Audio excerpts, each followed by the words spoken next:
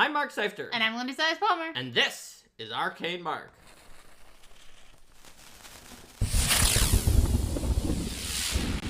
Welcome, everyone, to GM Tools Negotiations. Indeed.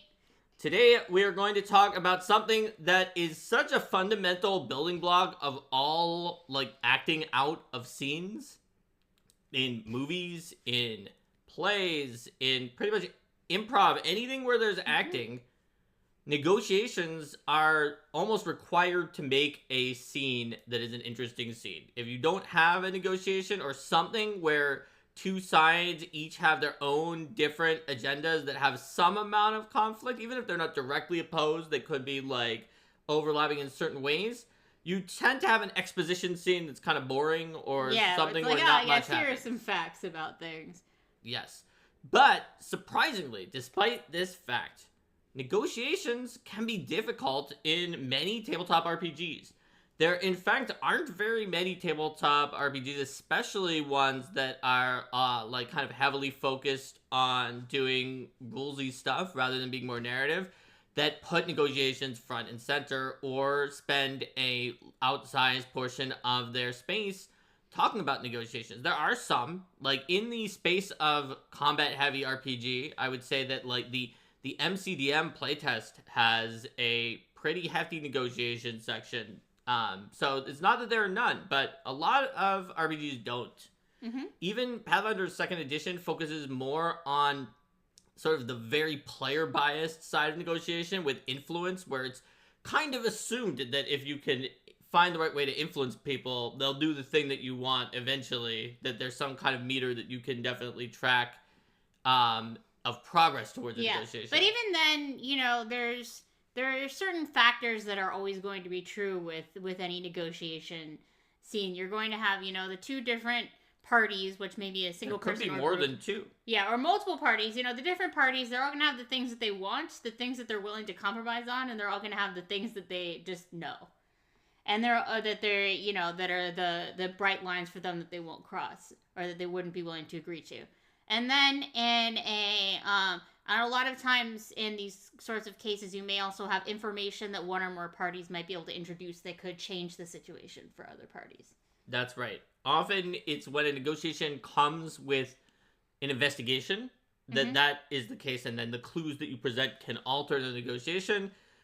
This could be also considered the Phoenix Wright approach.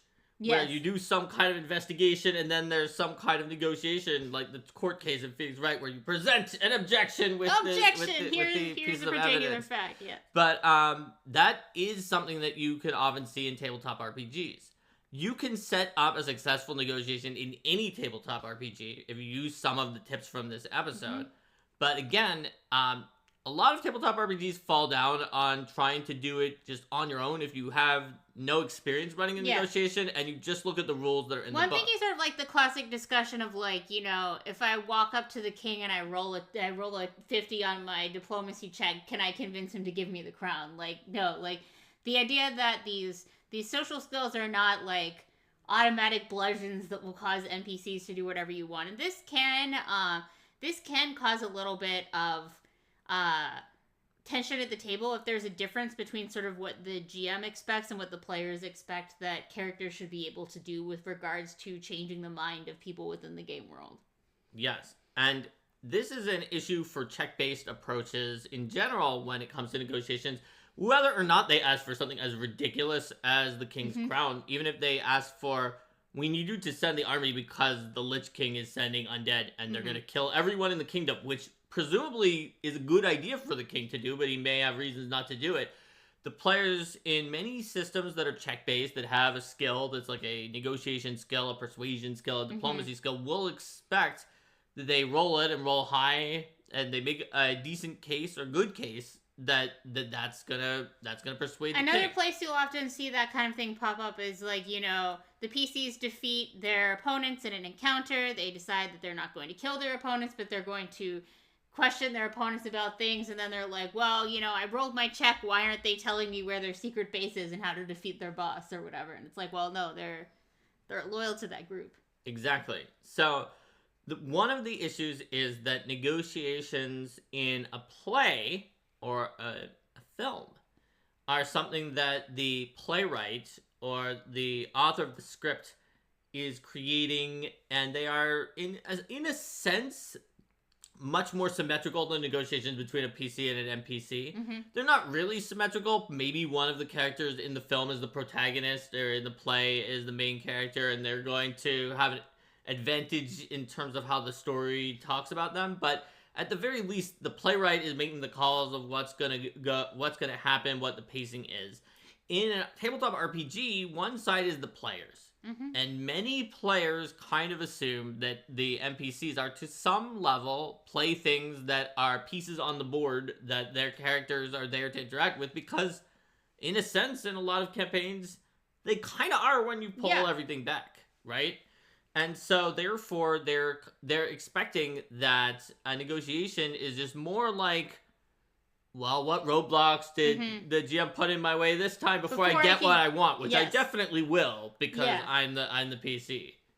Exactly. And that kind of view of the world can make it more challenging to go through negotiations, and check-based gameplay, where you have one DC, one difficulty class, you roll it, you make it, and you succeed, you fail it, and you don't, actually gets in the way of training players. Now, having 4 degrees of success, like in Pathfinder 2nd Edition, that is helpful compared to 2 degrees of success, yes, no, like in Dungeons and Dragons. Because they're sort of like that definitely completely flubbed, that failed, that succeeded a little bit, and that really succeeded. So it sort of like gives you a sense of there's a spectrum of outcomes that you can expect for any time that you toss the dice. That's correct. When you're building a negotiation in playwriting, and like I've done some courses in playwriting and had one play that was performed at MIT. So both sides are going to try to get something that they want, usually. In a lot of tabletop RPGs, more so, it's that the PCs are instigating something, and the question is how much the NPCs give into them. But in most negotiations, both sides have something they want, and they both want to get what they want, and they want to find a way. The PCs may have at least been the ones who started the conversation, even if they may be at a disadvantage. Yes. And so when you think about what each side wants in a negotiation, a classic negotiation, it's not just about do the PCs get what they want, but also what did they give the NPC with it the NPC wants. And so you can kind of think of success almost like Pathfinder 2's 4 degrees of success, where there's the total success, the critical success, where that side got everything that they wanted. They just get it all. Then there's like the regular success, which we can call it, instead of a yes, which is the total success is yes, the regular success is like yes, but. You got it, but you had to give them something that they wanted. And the failure is no, but like maybe you got something that wasn't fully. Well, I can't send the army over, but we could send some of the Imperial Guard. And then the critical failure is like, what are you on? Get out of my sight. The critical failure is just no. Yeah. Those are the 4 like normal degrees of success that happen in any negotiation, whether it's a game or not. There's 2 more ridiculous degrees that Pathfinder only has 4 degrees of success, but there's 2 others that can show up in a play or a movie in weird times. Because critical failure is kind of like the no, it's just like flat no. There's also the critical failure, which is just like no and off with their heads. Yes. Or like no and you're in jail. And the critical success, which is not just yes or yes, but yes and. Oh, yes, not only will we send the army, but you're the king now. Yeah. Or something like that. You know, there can be to some extent that, depending upon how extreme the request is, right? Like, if the request in the first place is much easier to fulfill, then a critical success might involve, like, some other idea. It wouldn't be like, you know, yes, you're asking for money, I'm going to give you 10 times as much money necessarily, but it might be like, yes, and I agree with you that this is the correct course of action, so you, in addition to this, you might also want to talk to this person. So it might be like some additional information or things like that. It can send you a hook. It can be like, here's all the money, plus here's a loan with a very low interest rate or interest-free loan for some additional money, right? It doesn't have to be as outrageous as now you're the king, but the point is there is like an outlandish version that Pathfinder's 4 degrees don't really get you all the way to, that sometimes do happen when you're playing out negotiation, where you get more than you initially even were going in for, or where you get worse than just getting none of what you asked for because something bad happens to you. Yeah, I think that could sometimes happen in the 4 degrees, depending upon how outrageous your thing is. Like I was saying, if you're asking for something more outrageous, then the maximum success is going to be less, and if you're asking for something in a more dangerous or fraught situation, then the consequences of greater failures are going to be higher. Also, it's a matter of stakes. Because setting the stakes of a negotiation. aka critical alert failure, doesn't have to be you're in jail. It could be no, you're getting nothing, and now you owe me one of the things I was trying to get going into the scene before. Like, I've seen that happen at tabletop things where somebody tried to outwit a political player, and not only did he not get really anything of what he was trying to do, but then wound up doing her a favor that she wanted because she just talked around him so effectively that he was completely flummoxed. Yeah, that was in our like Changeling / Mage World of Darkness game, and my character lost by like nine dice or something like that.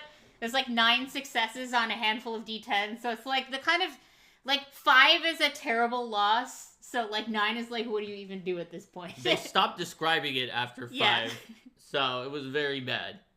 So I actually did want to circle back to something that that Math Guy said in the chat about a parallel between like puzzles and negotiations, where there can be a tension between. Check our puzzle episode for this. Between the way players do things and the way characters do things, because there's another really important point in this, which is one of the main things that we've talked about with puzzles is, is a puzzle something that everybody at the table sits down and figures out, or is it something that like you do rolls to do? Because in negotiations, your group is also going to vary based on how much they need to come up with all of the arguments themselves and all of the things, and the characters say like exactly what they say versus like, oh, well, I'm not necessarily the most fluent speaker, the most persuasive person in real life, but my bard is super persuasive and things like that. So that's one thing you're definitely going to want to work out with your group, because if your group wants to, do everything in character, that's one thing,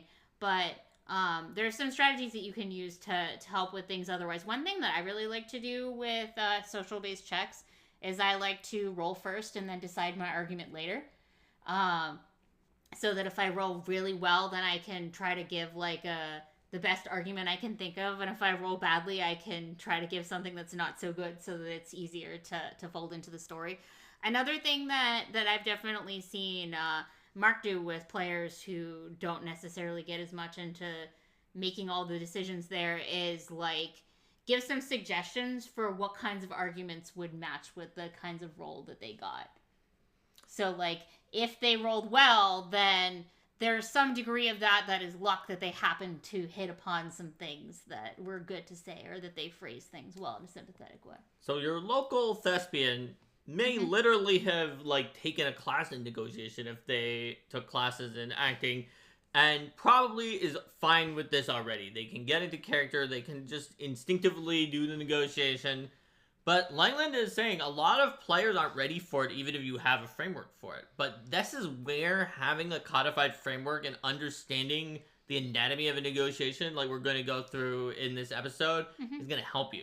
Because the less experienced players are more easily able to get into it when you codify it a little bit more, instead of just telling them, well, here it is, it's a negotiation, just tell me what you're going to say. Convince them. Just convince them. You can be like, no, like, let's take a look. Let's break it down. I know you haven't done this a lot, but we can make a negotiation sheet. Like, you can write down a sheet for negotiation. And what you do is, maybe if they're new to negotiations, they just want to dip their feet in, maybe only have 2 sides to start. But however many there are, you put all the sides, including the PCs, write the name of the side on the sheet, and then you can have the players decide like what they are trying to get in this negotiation. What is their goal? And write goal, and then they write their goal. Now, they might not know the goals of all the other groups that are in there, if there's multiple groups. So you can write the goal, and if the goal is obvious, Mhm. you write it down there for them. Otherwise, leave it blank, but with goal blank, so they know. You Mhm. write on the sheet goal, question mark, or leave it blank, depends on if you're using pencil or not. Mhm. That way they know, wait a minute, we don't know what this group's goal is. Maybe we should find out. That Yeah. would be important. You, on the other hand, have your own copy of this sheet, or just in your head, you know what the goal is for all of the And other then, groups. you know, then that can be a point to, like, oh yeah, maybe we should find out what their goal is, and then maybe they can use recall knowledge or gather information or other things to try to find out more about what the goals of the people that they are going to be negotiating with are. Then you can write down, have them list what they think their group's like strengths and weaknesses are coming into this negotiation. So you can be like, strengths is that Vordar the Bard is the most popular performer in all the Mhm. lands and is a celebrity who has significant social pressure, which even Duke Malamort would have to agree with. Weaknesses is that Vordar the Bard, our party face, has slept with Duke Malamort's son, and Yes. Duke Malamort is furious about Mhm. this. That is a Yes. weakness that the party has. Or it may be, that, Duke Malamort is like, or, Duke Okayon is, well, you did Malamort, so I'm just looking Malamort. at Duke Okayon has an issue with the PCs, and Duke Malamort is trying to ally with Duke Okayon, so like has to consider that could be an issue. That's right. So it could be like pressure on them for like social reasons or financial reasons or like safety reasons or their loyalties. If you ask the PCs, the players, to come up with what they think their Mhm. strengths and weaknesses going to negotiations are, as well as like potential assets or other Mhm. things that they could Yeah. they could offer as bargaining chips if they're not doing well. Mhm. First of all, they might surprise you and come up with something that you hadn't thought of. Second of all, even if you have to help them and be like, well, you remember that you slept with Duke Mhm. Malamort's son. Oh Yeah. yeah, we should put that in there.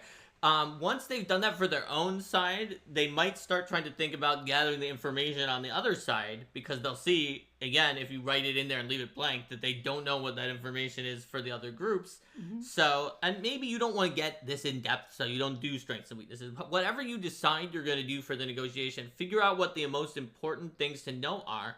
And for your players who are inexperienced, make a sheet they can look at, physically look Mhm. at, and see that certain pieces are blank. That will encourage them to send out spies or people to gather the information. That certain are filled in. That will give them confidence to understand. And then you can tell them. You could say, look, I'm not expecting you to be a drama person. I know you're not. Mhm. You're not going to have to role play this out.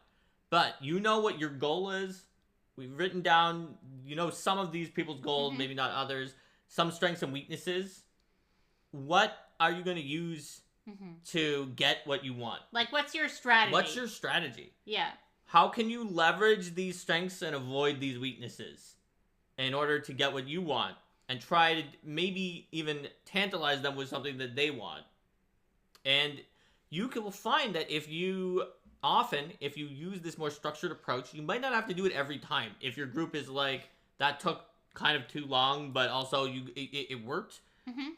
Moving forward, you might not have to go as in depth in later ones, because they'll kind of get it more. But when someone is new, it gives a lot of confidence and ability to engage to someone who might otherwise kind of be floundering and being like, I don't know the first place to start with this. Mhm. Why are you asking me play out a negotiation? Yeah, and another thing, just like in a lot of other more complex social scenes, is giving people a chance to pause and think, because especially with characters who are like really high charisma or intelligence or wisdom or whatever, superhuman levels of all this kind of stuff, like, and they are completely in the world because that is their life. Like, a player who's playing the game isn't going to be able to keep up with that sort of speed. So giving people a chance to pause and think and be like, wait a minute, and like, ask some out of character questions and be like, hey, wasn't there something about like wasn't there some kind of event that was going on with Duke Malamort's daughter that we helped out with at some point? I don't remember exactly, like 3 months ago. That's right. And remember, they have their strategy, And that's fine. You can help them. You can make the difficulty class or whatever system you're playing, the target number, be easier if they have a good strategy. But they're not the only people who are in this negotiation. So it's kind of okay if they're like, honestly, I don't know what to offer. I'm going to roll. And they roll. And let's say using Pathfinder 2, so you do have 4 degrees of success. And they get, let's say, a regular success. Or if you're using a victory point system, like the second top, not the full amount of victory points, then you could be like, okay, well, you know what, though? They'll make you an offer. Yeah. So they'll do what you want in exchange for... And they'll ask for what they want, because the NPCs know what they want. Yeah. Right? The PCs aren't the only agents in here. The other people have agency, even though a lot of subsystems don't involve the NPCs rolling, because it can get complicated or wind up, like... creating a zero-sum game that's kind of a random walk through every state around 0. So it kind of is less fun. Yeah, but a lot of those things... they still have their own agency. And that means they can make an offer to the PCs if the PCs can't think of one and be like, okay, yes, we will send the army against the undead. And we know you're planning to fight them anyway, so we're not going to ask you for that. But... we're going to need your help later with the... we need you to recover... when you defeat these undead, because the Lich took over the Northern Duchy, and we've not told this to the public in the past 50 years, is that we've lost one of the crown jewels because we didn't want them to know, and we have a fake on display. We need you to quietly get that crown jewel back from the duchy that was taken over by the before the grand Lich 50th King. Anniversary expedition, when the... while you're out there, Yeah. and we know it's diverting you from where you want to go, so defend first, but while you're there, before you get back, you need to get that crown jewel. Yeah. Also, NPCs are more likely to, depending upon how much the NPCs trust the PCs, right? Like, you know, that's a better result. Whereas you might have a result that's not as good, where it's like, well, I might, but, you know, you need to go do this thing for me first. Yes, first get the, I need you to find this crown jewel. Yeah. And if you do, and we believe you, then we'll consider how many people we're sending. Yeah. Because I don't know if you're crying wolf about this But then if army. the PCs get the crown jewel and do it with finesse and panache and do it well and that kind of thing, then they might be able to get a better result. That could be a failure, for example, is just like, while you're there, if you're right that there's an undead army, you should get tons of evidence. So bring it back, the crown jewels and evidence of the undead army, we might send it. You know, so that failure is the no but, which means maybe they could No, still but get here's it. a way to move on and potentially get that, but it's going to cost you more because you're going to need to go do this other adventure. And then you probably would have wanted to keep that jewel for yourself that you found in that area. And Lava Being agrees you can prompt an NPC, always prompt an NPC for a fuzzing bargain. I mean, the NPCs know what they want. Exactly. They are often you don't even need to use espionage to figure out what their at least their stated goal is. They may not be willing to tell you if their goal is objectives if their secret objective is to undermine the negotiation so that everything fails. They might not say that. They just might be like, no, what I want is, and they ask for this very unreasonable thing. They at least are going to be willing to tell you what they appear to be trying to get, because there's no point in negotiating. It's not even in good faith if you can't even tell the other side what you're negotiating for. Yeah. Math Guy Dave is wondering, what is an ideal length for negotiation to take in real life time?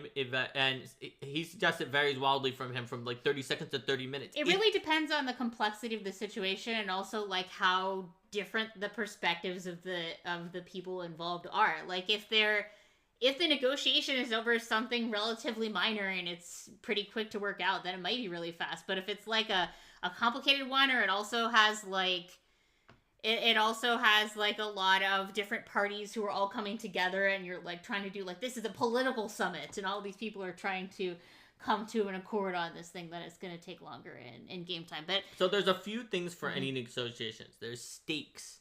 The stakes being high does not necessarily mean that it has to be long. For example, one of the highest stakes negotiations, but also one that is usually fast, or relatively at least, is negotiating for your life. Yes. At the end of an encounter that's gone wrong, usually on the NPC side. That's very high stakes, but it could be fast. There's oftentimes that gets reduced down to like, you know, the PCs might just be like, tell us this information, we'll spare your life. And then the NPCs, there might be a check, or the NPCs might just be like, okay, geez, yeah, here you go. Like, it could be as simple as that. That's right. So you need to decide as the GM, and maybe you can elicit some group feedback ahead of time to know what the maximum bound on this should be. How important is this negotiation to the ongoing narrative of the game? It doesn't have to be that you're railroading along a expected plot. Just when it happens, how important does it seem? Is it a beat? Yeah. A beat is in play parlance one of the shortest possible things that you can like discreetly separate out. If it's a beat, that's probably just a quick description of what strategy you're using and a skill check. Is it a scene? If it's beyond a beat and it's a scene, then it's going to be longer than that. Probably everyone in the group is going to do something and say what they're going to do. It might have a little bit more back and forth. It's still not going to take super long. But it might not just be a scene. It might go beyond a beat or a scene. It could be like an act. Yeah. And I want to talk about some of the examples that Lava Being's putting in here in chat because I think these work really well. Like, the political summit might take a while. Getting a discount on purchase for a merchant should be quicker. Like, that's a great example of a kind of thing it's quick and it's easy. It's not, like, directly relevant to the story. It's likely to be something that doesn't involve very many of the PCs, and you kind of just want to, like, resolve it and move on. And there's not, like, there's not that much complexity in the results that you could get. It's like, the amount of money this costs is X. And then talking about the gameplay being broken up for longer negotiations, you see that this is like more when you were talking about it being an act or things like that. You see this more in things like... Well, you can even go beyond an act. Yeah. You can go from a beat up to a scene, up to an act, and then beyond that, it can be an entire narrative. Yeah. And sometimes, if it's an entire narrative, it will always get broken up. Because that means that negotiation is the plot line for your entire volume of the adventure path. Yeah. Or an entire adventure is all about some kind of negotiation, and it'll usually be broken up with, like, we did some negotiation, oh no, an assassin came in, or oh wait, this other disruption happened, or the event changed to a different or it may be location. like, you know, we did some negotiation, and the terms of the negotiation were that we needed to do these kinds of complicated things, so we went and did a bunch of those complicated things. Now we can go back to the table. We can go back to the table on this, but then something else happens, or you're trying to come up with, or there's a negotiation that has many different stages to determine what the ultimate result is going to be. That's right. And so you, either as the GM or as the group, can decide how impactful this negotiation is on the story, how big of a chunk you want to take, and you can take as much of that chunk as you want. We have an example of building a subsystem that has multiple negotiations in it, where like there was a princess wedding that wound up like blowing out of control with the multiple factions. It's like the Princess Bride's Wedding or something like that. It's on YouTube. It's on YouTube. You can check it out, and that is like the entire adventure. Yeah, is that, and there's multiple things going on with that wedding, and you can do that, and you can have a situation where the entire campaign is kind of some kind of negotiation, and you're tracking victory points in the background every time the PCs do anything. Maybe it helps them towards some of their goal in a negotiation. Yeah, that's very unusual. Yeah, though. But if you have those larger ones, then like you were saying, like the zoomed out victory points type thing, because you're not going to want to be focused on like sitting there and playing out negotiations all the time. But like, you know, you have the thing where you set things up and then you are tracking for a while, like how many points do you have do you have toward achieving your goals, or like having an advantage when this next phase comes in. That's right. And so it really depends on like whether or not the where the scope is basically of that negotiation. And so I agree, it can be 30 seconds, but it can be more than 30 minutes, and it's going to really vary. I would say that your group will tell you. They'll let you know that if they want longer negotiations or shorter negotiations by just seeming like that's it, if sometimes things just get zoomed past too quickly, or being like this is dragging on if some of the negotiations are taking too long. I think I see another question in chat. Would trying to convince someone to change their core views or beliefs be considered negotiating? I think that not exactly the same. It can be that could be your goal in a negotiation scene. If you think about things like a play, like a play, an improv, a movie, one person being the missionary or whatever it is, that could be their goal in the scene. But if the other person doesn't have any goal other than like retain what I believe other than already, other than yes, like literally the opposite. Yeah. Then it's not going to be much of a negotiation. That's what I was thinking, like that kind of example. Whereas, let's say that one person's goal is to get the other person to change their core values and beliefs, and the other person's goal is money.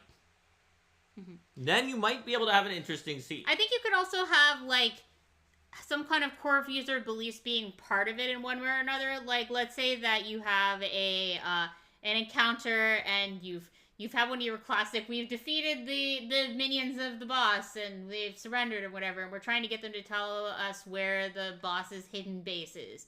But they're loyal to the boss, but like you may be able to provide enough evidence to convince them that the boss is actually going to go and destroy their hometown afterwards and doesn't actually care about them.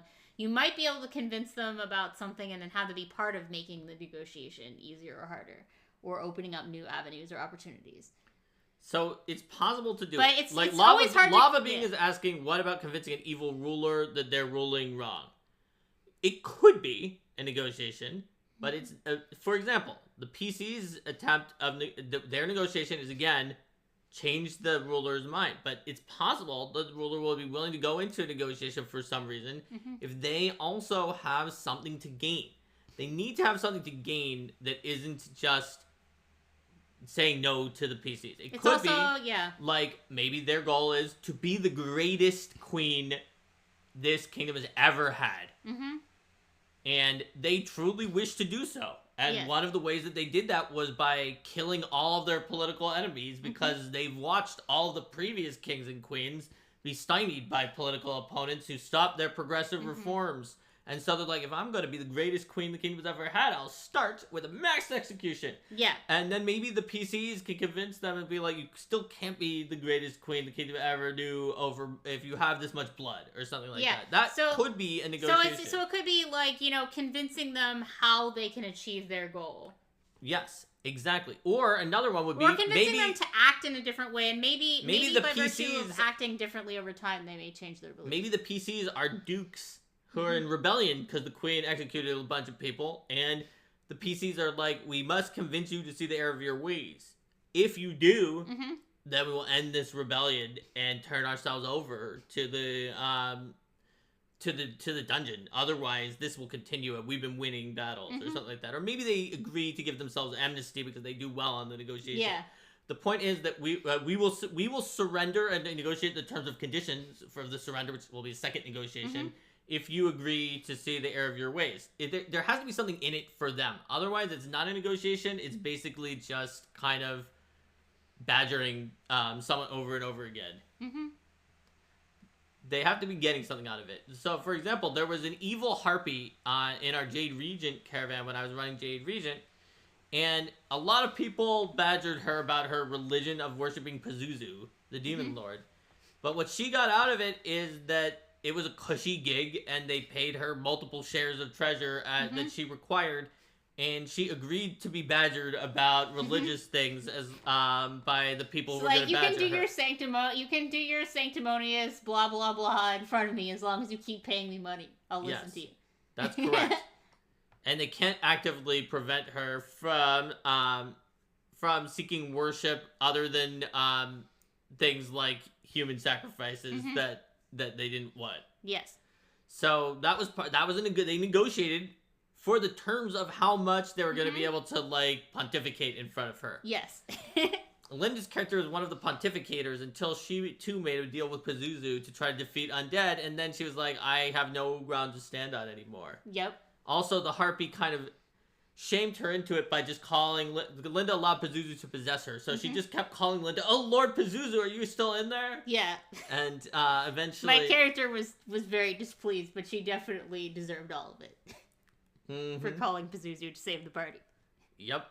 So you absolutely can have it work, but I would say in a lot of cases where it's just like, I have captured this person. I'm going to yell about Iomedae to them for a few hours. That's very unlikely to be successful. That's probably not a negotiation.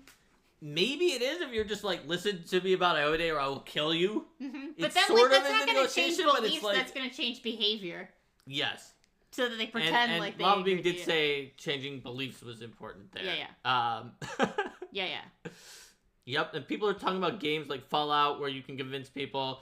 Mad Guy Dave said in Baldur's Gate 2, About 3, three, you can skip a phase of a boss battle with a social check. Planescape Torment was famous for that. You could skip multiple boss battles. You could defeat the final boss Yeah. in multiple ways with social checks. And if you didn't do any social stuff, you had to solo the final boss. But even if you wanted to fight the final boss, you could resurrect your entire party, who the final boss just killed in a cutscene before the battle, with social checks and the right dialogue tree choices. So it was very, very important to have the right dialogue choices and like flags to be able to do things in that particular conversation. Another thing, that this is a bit of a different part of this, but on the general subject of like, you know, player skill in doing things versus character skill in doing things, is that when you have these negotiation scenes, these more complicated things, you want to find ways for all of the characters, all the players and characters to be involved, not just the ones that like, one person took high diplomacy and therefore anytime talking happens, they're the only person who does talking.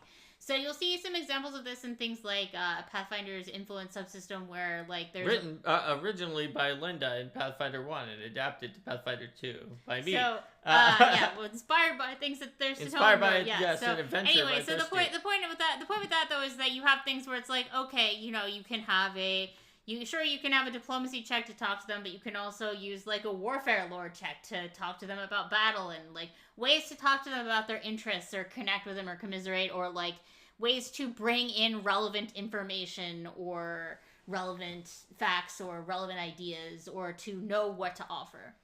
Yes, influence is a starting point and is good. Like, I wouldn't have ported it to PF2 from PF1, or I would have changed it in PF1 if it wasn't good for the typical, like, these NPCs are kind of need to be convinced towards the PC's way, and they're kind of the obstacle, and we need to solve it. Yeah. However, it won't get you all the way to negotiation on its own, and does stand a risk that with a very unreceptive table, they'll just kind of turn it into a fill the bars minigame. But influence can be the backbone of an entire negotiation without really much trouble. Absolutely. What I was just saying is that whether you're doing influence or not, you can sort of take from that idea that it doesn't have to be dependent just on like what your players can do when engaging with the negotiation doesn't have to be dependent on the diplomacy modifiers and intimidation modifiers of their characters. And we were talking about this, but not only does Linda mention influence skills being something other than diplomacy, but gathering information in a negotiation can sometimes be the key to a successful negotiation, and that's a totally different skill set that other characters can engage in. For instance, if you do have multiple parties and someone's real motive in the negotiation was disrupt the negotiations by asking for ridiculous things, that's a hell of a useful thing to find out, because they're not going to tell you that, even though we said NPCs will tell you their goal, or at least their sensible goal. They'll tell you your upfront goal, but if they have like a nefarious other thing, or if like they have something else and it's like that you might be able to read, you might be able to know something from knowing about them, or from reading their facial expressions, or from like finding a contradiction in the things that they say. There was at least one influence adventure that had an NPC who kind of was like that, and they couldn't actually be influenced, but they were happy to talk to the PCs to waste their time and try to stop them from influencing other people. Yeah. But you could figure out, if you were trying to figure out stuff about them, there's like, oh, yeah, no, they actually are here to disrupt you. Yes. We should stop talking to them. They are actually like, we will fail because we're going to think we're going to convince them, because they will keep talking, and they're just here to waste our time. Yes, exactly. So that helps even like players who are so shy that even if they don't have to say anything in character, they still don't even want their characters. Or they're like, my character's too shy to talk. I don't, even if the player isn't, they're like, my character wouldn't talk here. that, So giving them gathering something to do. information, whether that's like in the moment, like sense motive or recall knowledge types things, or like a gather information with diplomacy outside of things, or other ways to, or like doing research or things like that can be ways for players to participate when they decide that their character's not necessarily going to talk much. Or, those characters might be the ones to remind another character of something. Like the talkie talker is talking and then someone says like, hey, wasn't there this thing? So Kojo points out that the good thing about skill That we can checks remind them is about, that it's not just the GM arbitrarily saying a bad thing happens to you because the dice made that decision. And that is absolutely true. Mm-hmm. And that's why you tend to, in a role-playing game negotiation, want to have a good mixture of factors that can influence the luck for you in some way, like making a good argument, using good Mm-hmm. strengths. And as Linda alluded to earlier in the episode, and is one of the secrets of negotiations, one of the ways that I mentioned that is not as good as the way Linda mentioned, that you can adjust things, is lowering the DC or giving a bonus. But one of the ways that good use of information, good way of setting up strengths and weaknesses, and good way of setting up your negotiation can make you basically almost win before you started while still having the roll matter, is because you could set yourself up so that, like Linda said, the critical success actually is win better, critical or success, and even the critical failure is not as bad, because you can set yourself up where each degree of success is essentially one better than it would have been because you made a better proposal to begin with by knowing more about what they wanted and by playing to the right opportunities. Whereas you can set yourself up very badly by being incredibly rude and asking for something ridiculous. And then maybe that shaves off the ability to get like the complete and utter, like they just give you things and they don't ask for that much in return. At that point, the critical success may be less than it would have been otherwise. Yeah. Even though you actually asked for more. And the critical failure might be the one where you're in the dungeon, and it wasn't even on the table if you had just kind of been a normal person. As long as you as the GM know before the dice are tossed where do things stand for the possibilities, then there's a lot of flexibility there. That's part of how the role play perspective can be bonuses, it can be DCs, it can be setting the stakes for what the degrees of success mean. And then the dice still have a large role on the outcome, so there's still some uncertainty, and it's not just the GM being like, well, I've decided that I don't want to sleep on the couch, so Linda's character is does not get executed. Well, you can't. I mean, like, yeah, you don't want to put something that's on the spectrum for something that you wouldn't want to have. Like, if you've decided that the PCs need to get resources from the general in order for the plot to move forward, you don't want critical failure to be the PCs can't get any resources from the general, and then you're like, brr? Like, you want to either make sure you have another way they can get resources, or like the general gives them resources but it's seriously going to cost them, or there's different there's different levels of it, because even a critical failure can still be something other than like, no, shut down, this avenue is completely closed. It could be like, you get the bare minimum of what you need at great cost to progress the story, but at great cost. Also, it usually means you did get a flat no with that person, but it's like, okay, only the general has this item. I've boxed myself in. It is a magic item the general has. If we do not get that item from the general, we literally cannot progress the plot. Okay, the general says no. After the meeting, the vizier comes up to you and says, hello there, friends. Yes. I was very concerned about the thing you brought up, and that foolish honorable general who has always opposed my policies was so foolish not to listen to you, and I have, oh my goodness, but I fear that I dropped beneath this bench some kind of floor plans to the general's manor where that item is kept. It would be rather convenient if you just happened to find some way to acquire it now, wouldn't it? Well, I feel like it would be good for our country if you did that, but I would feel bad for the general because the general really wouldn't want some of his dark and shady secrets to be revealed. Yes, me, right. Yeah, so, like, when I'm saying sort of like that's an example. That would be like that's a good example of like you get what you need, but like at great cost in some way. Because now you have to like do this thing, and maybe you're working with someone you don't want to work with, or do like. You trust the vizier and use that blueprint to sneak into the general's house? Or are you like then gonna be doing something that your characters might be like, I really don't want to do this, but we do need to do this. Do you try to back channel and like frame the vizier for breaking into the general's house, and leaking the stuff to try to get on the general's good side somehow? But then you have the vizier as a much bigger enemy than you would have otherwise. Like, so there's still like something that you need to do, and like some kind of a cost. And some kind of a way that the characters, like, aren't as well off as they would be if they succeeded more until they overcome some challenges. Everyone in chat says never trust the vizier. Never trust the vizier, yes. Even David, who played in my PaizoCon one-shot, where there was, like, a mystery of, like, who did this bad thing to the royal family, and there was a vizier. And I think David said in that one, he didn't trust the vizier there either. And that vizier didn't do anything. Nobody, I actually ran it like 3 times. Nobody ever trusted that vizier. Well, you called them vizier. Nobody ever trusts the vizier. That's the rule. It's like they are anti-vizier, or maybe they just, I don't know what. How could you not trust Jafar the vizier? His economic policies were very successful for the kingdom. He's from Qadira. Or people just don't like people from Qadira? I think when you name your vizier Jafar, they were gonna double not trust him. I just don't get it. Continue to name your viziers after Disney villains. Alright. There you go. I think that at some point, you just have to trust someone because they just circle back around to becoming trustworthy.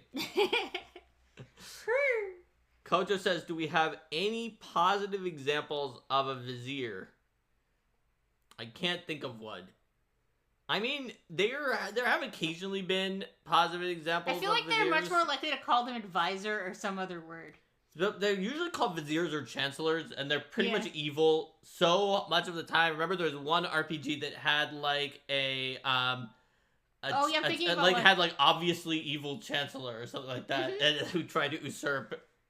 But there's an RPG we played recently where not that recently, where there was like the chancellor character that I was super suspicious of the whole time, but like actually Linda was suspicious of the chancellor. I was so suspicious of the chancellor that I didn't realize that one of the party members was actually the traitor. That's correct. I don't want to give a spoiler for the game, but he was both a chancellor and the thing that makes chancellors even more treacherous, the regent for a not yet having reached her majority queen. Yes.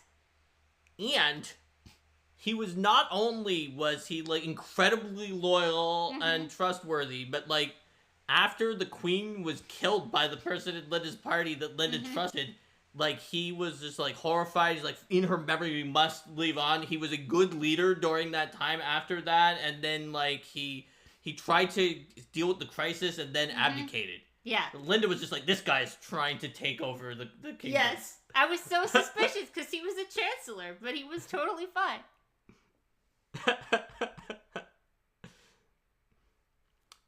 David says, to be fair, it's mostly the Sultan was a jerk who could get you saying in more the trouble. Sultan was a jerk in trouble.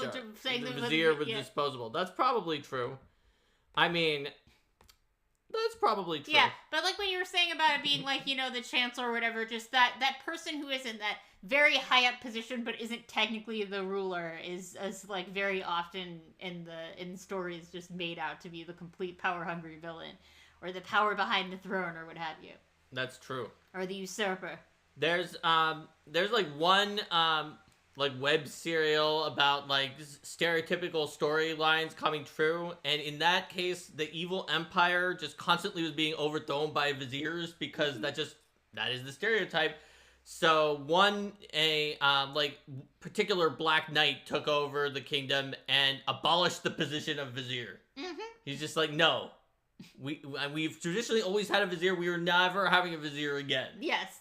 And he killed the vizier, executed the vizier for no reason, the current vizier, and then it was just like, there's no more viziers. Yeah. Rico wonders whether Christian adversaria on the expanse is a vizier. You never know. Mm-hmm. So viziers notwithstanding, Yes. Were there other things we wanted to talk about with negotiations? I got through what I wanted to do, which is telling everyone that if you've got a very role-playing-ish group, you can kind of just wing it and role-play it out. Have some kind of way to figure out how the mechanics are going to come in at the end. But if you don't, and you have an inexperienced or shy or just not used to role-play this group, having a formulated structure that you can use to write down sort of pieces of it so they can wrap their head around it and see what they're missing in terms of information goes a huge way towards raising people's comfort zones and making them feel like they're not lost adrift in this like kind of infinite sea of possibilities that they don't know what to do. And then my main point was, know what all the sides want as a GM, know what they're willing to give on, and know what sort of like the nope is. And then as the situation unfolds, consider how those might evolve based on information that is presented. That's right. Especially if you know what the PCs are asking for on their end, you can come ready with a yes, but, no, and possibly a no and off with your heads, or a yes and I'll give you extra shinies, ready to go before you even started. That way, you can pop it right in there in case the PCs roll high or low, or they don't have a good idea of what to ask for in a particular situation. Then the NPCs can be ready to make a counter offer. So come ready with that, because hypothetically, you know what the PCs are asking. Another thing to consider, though, in the sense that characters can be more demanding than actual people would be able to get away with. I find that, especially when you're starting with a new group, letting your NPCs be a little, perhaps, unreasonably patient or willing to laugh off their first, attempts at over bravado and, aha, give me what I want, instead of just, bringing down the hammer and being like, oh, you just assumed I would do what you wanted and therefore I hate you forever, is, making kind of a joke of that and playing it off while also, making it clear, hey, you can't just walk up to the king and make demands and expect that to go well. Yes. It's definitely a good strategy, and one that I've seen before, even in video games. There's one that I was playing recently with Bugs where you go before the Ant Queen, relatively early in the adventure, and it gives you a dialogue choice where she's telling you to do things, and you have this one very greedy bee, and you can just be like, give me the money first, lady! Or something like that, and she laughs it off if you do that. It's like, ha, I like your bluster and the jokes that you're making there, bee. And her bodyguard just gets furious, and she's like, no, stand down. These are the heroes who did this thing, and they have a good sense of humor to dare to say such a thing to their queen, and I enjoy that. Yeah. That's a better way to go through it. But then if they do it again, like, no, it wasn't a joke. Give me the money or I'll shiv you. Then you're in a situation. Yeah. And then David's saying, if adventurers have a reputation in the setting, absolutely. That could be a thing that's in the setting, that the adventurers have a reputation for being that way. Particularly if the PCs are regularly more that way. That might influence the way that different people think about them. So Math Guy had a very, very good addendum to my main point, which is, I talked about your players. You were kind of one of your players. And so therefore, even if literally you're running for your drama club, if you are not drama club and you are more comfortable having that cheat sheet with everybody's goal and everybody's strengths, weaknesses, and assets that they have to offer written down, even if your players aren't, you can do that yourself. And you can run it more systematized for yourself, even if some of that you hide on the back end and make it look like it's looser for the drama people that you're running it for, who kind of wouldn't want to deal with all of that. Having that on your own back end, they're like, I know what these NPCs have for their... It can be not only useful directly, but even if you don't have to use it a lot, it can be like your magic feather that gives you the confidence to know that if you have to look down, you'll have this with everything at your fingertips. So yeah, I think that's about it. Let's say goodbye to YouTube and then see what our next week's episode is going to be. Indeed. All right, bye YouTube. Bye YouTube. See you next time.